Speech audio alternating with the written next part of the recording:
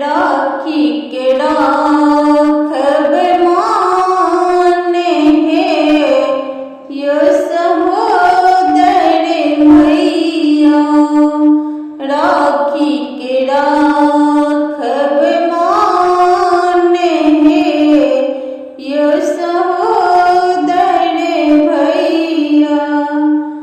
और नहीं किछु अरमान है यो सहोदर भैया। और नहीं किछु अरमान है यो सहोदर भैया। राखी के राखब माने है यो सहोदर भैया। राखी के राखब माने है यो सहोदर भैया। प्रीत के डोरी स्नेह के बंधन, प्रीत के डोरी स्नेह के बंधन करैया अहाँ के अभिनंदन। देबै बहिनी पर ध्यान है यो सहोदर भैया। देबै बहिन पर ध्यान है यो सहोदर भैया। राखी के राखब मान है यो सहोदर भैया। राखी के राखब मान है यो सहोदर भैया।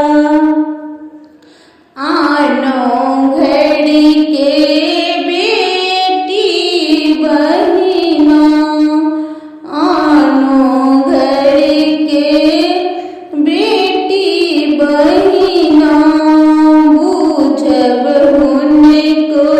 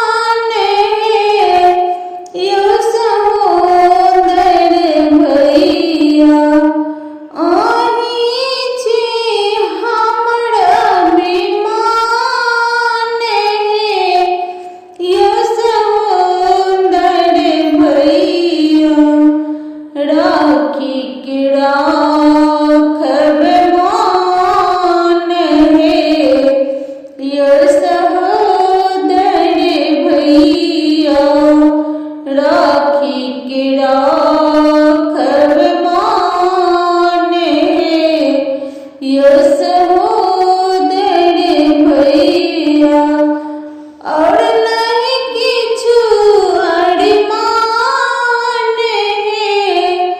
यशोदर भैया राखी के राखब